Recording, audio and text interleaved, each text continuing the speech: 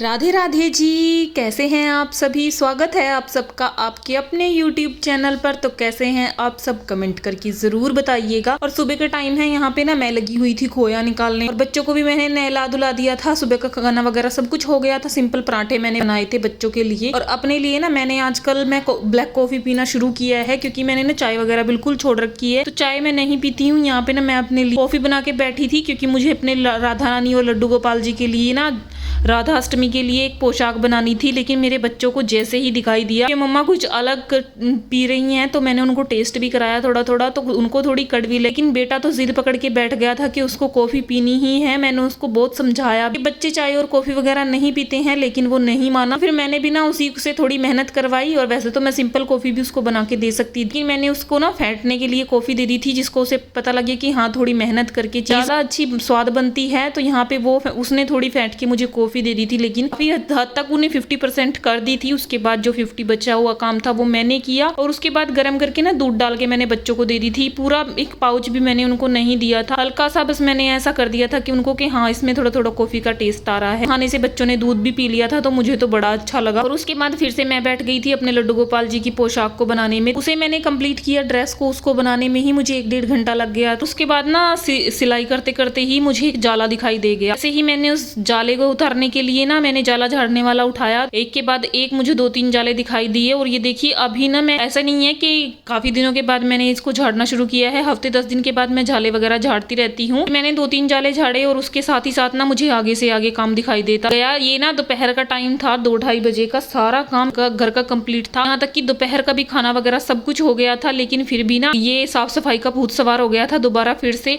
इसी वजह से मेरे हस्बैंड भी मुझे दोबारा बोलते रहते हैं कि तुम्हारे अंदर सफाई का भूत आ जाता है, तुम्हें घर साफ है लेकिन फिर भी तुम्हें कुछ ना कुछ दिखाई देता ही रहता है। तो फिर मैंने ना यहाँ पे पंखे झाड़ने शुरू कर दिए थे, क्योंकि पंखों के ऊपर भी ना मुझे जाले दिखाई दे रहे थे। उनको भी मैंने पहले तो उससे जो जाले झाड़ने वाला है उसी से साफ कर दिए थे। काफी मोटे मोटे जाले उससे उतर के नीचे गिर गए थे, लेकिन फिर उसके बाद ना मैंने कपड़े के साथ भी उनको खूब अच्छे से साफ कर दिया था पंखों को। और फिर मैं लग गई थी अपनी हल्की फुल्की डस्टिंग करने में। वैसे तो सुबह के टाइम पे आज मैंने नहीं की थी, फिर मैंने सोचा कि चलो कल राधा अष्टमी है, तो आज ही मैं अपना साफ सफाई का काम खत्म कर लेती हूँ, और कल मैं पूरा दिन अपनी राधा रानी के पास ही रहूंगी, उन्हीं की सेवा में लगी रहूं। फिर मेरा मन भी ये तो होता है कि फिर घर के काम में दिमाग रहता है ना, ऐसे कि ये भी काम करना है, चादर वगैरह भी चेंज करनी है। तो ये काम ना मैंने सोचा कि चलो एक दिन पहले आज ही मैं कर लेती हूँ। कल का पूरा दिन सिर्फ अपनी राधा रानी के नाम जब मैं करती रहूंगी पूरा दिन, काम से बिल्कुल टेंशन फ्री होकर। मैंने ना सोचा कि चलो चादर वगैरह भी मैं चेंज कर देती हूँ, और मशीन लगा के ना कपड़े धुल देती हूँ। अभी मैं सारे के सारे ना मैंने नई चादर निकाली थी, इसको मैंने बिछाया। ये ना मैंने मीशो से मंगाई है, चादर बहुत अच्छी निकली है। सब बोलते हैं कि मीशो फ्रॉड करता है, भाई अच्छा नहीं निकलता है उसका, लेकिन हाँ एक हुआ है मेरे साथ। मैंने ना जो डबल बेड की बेडशीट मंगाई थी, उन्होंने ना उस प्राइस के अंदर मुझे सिंगल बेडशीट दे दी,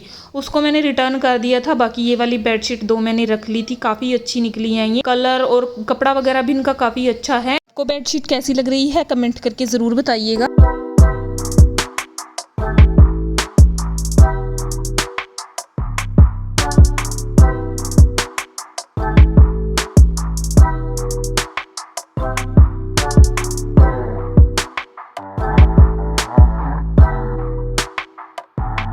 मैं उस कमरे में बेडशीट वगैरह बिछाने के बाद ना दूसरे कमरे में आ गई थी। ये शीशा ना मैंने अंदर से बिल्कुल साफ कर दिया था पूरा, लेकिन बाहर से ना मैं इसको साफ नहीं कर पाई। ऐसे ही हो जाता है ना कि कई बार एक काम को छोड़ के हमें दूसरा काम करना पड़ता है। इसको मैंने छोड़ दिया था बाहर से करना, फिर मैंने सोचा कि चलो अभी इसको भी कर देती हूँ। फिर शीशा वगैरह मैंने खूब अच्छे से साफ किया। और ये ना इन्वर्टर है जो कि ना मेरे हस्बैंड ने मुझे सख्त हिदायत दी हुई है कि इसको तुम्हें टच नहीं करना है, क्योंकि हमारे गाँव में ना एक ऐसे हुआ भी है, इन्वर्टर से एक लेडी की डेथ हो गई थी हमारे गाँव में। तो फिर इसी वजह से ना हस्बैंड ने भी बोल रखा है कि बच्चों को, इसी वजह से हमने इस कमरे में इन्वर्टर को लगाया हुआ है, क्योंकि इस कमरे में ना हमारा आना जाना बिल्कुल कम होता है। लेकिन फिर भी मैं कहाँ मानने वाली होती हूँ, इन्वर्टर के ऊपर ना मुझे काफ़ी ज़्यादा धूड़ दिखाई दे रही थी, तो मैंने दूर दूर से ही ना ऐसे धूड़ को भी पूरी को साफ़ कर दिया था खूब अच्छे से। और फिर ये वाला बेड भी मैंने साफ़ करके ना, बेड की भी मैंने बेडशीट वगैरह चेंज कर दी थी, ये वाली बिछा दी थी।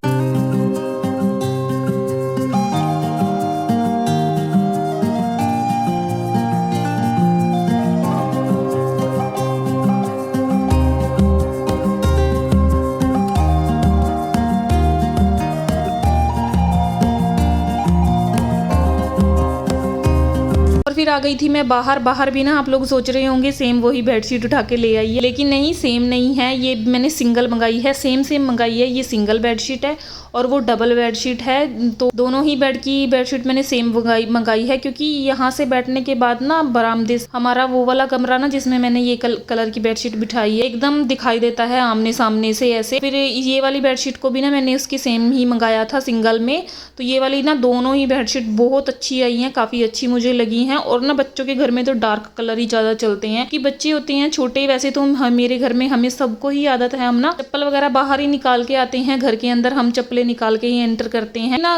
लड्डू गोपाल जी को मैं बरामदे में ही, जब से गर्मियाँ शुरू हुई हैं बरामदे में ही लड्डू गोपाल जी होते हैं। ऐसे अच्छा नहीं लगता है कि हम मंदिर में चप्पल लेके थोड़ी जाते हैं, और घर तो पूरा ही लड्डू गोपाल जी का है। तो फिर मैं बच्चों को अभी से मैंने सिखाना शुरू किया है कि मंदिर में चप्पल वगैरह बाहर निकाल के ही जाते हैं, यही हमारे संस्कार हैं। फिर मेरे बच्चे तो वैसे कोई ऑब्जेक्शन उन्होंने नहीं किया है एक बार भी। गुड़िया भी चप्पलें बाहर ही निकाल के आती है, कभी भी ऐसे नहीं होता है कि वो चप्पल वगैरह अंदर लेके आ जाती है। अभी आपने देखा है कि मैंने पूरे घर में झाड़ू निकाला है, क्योंकि ना हमारे घर में जाले वगैरह से ऐसे फैल गए। और मैंने डस्टबिन भी खाली किया था, क्योंकि ना 3-4 दिन से इनकी छुट्टियां हो रखी हैं। पंजाब में इतनी बुरी तरीके से पानी हो रखा है ना, छुट्टियां की हुई थी स्कूल वगैरह से। तो अभी मैंने डस्टबिन खाली किया और बेटा एकदम से फिर फ्रिज के पास आके खड़ा हो गया। तो अब फिर ये चॉकलेट खाएंगे और रैपर को ये वहीं पर डस्टबिन के अंदर डाल देंगे।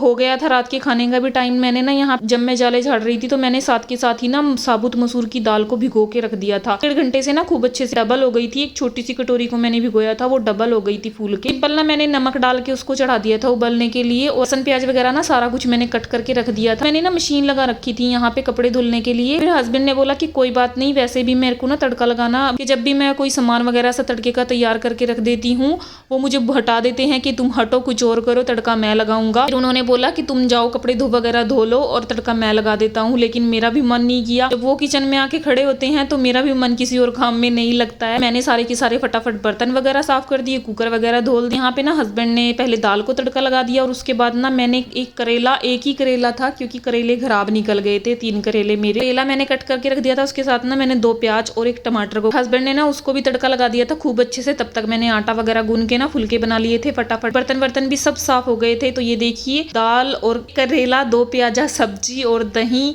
के अंदर मैंने थोड़ा काला नमक डाल दिया था। तो थोड़े प्याज मैंने कट करके सभी को रात का खाना खिलाया। अभी नेक्स्ट आएगा मेरा राधाअष्टमी का ब्लॉग। करती हूँ आपको ये वाला भी पसंद आया होगा। और राधाअष्टमी ब्लॉग देखने के लिए प्लीज चैनल को सब्सक्राइब कीजिएगा। मैं मिलती हूँ आपसे अगली वीडियो में, तब तक के लिए राधे राधे।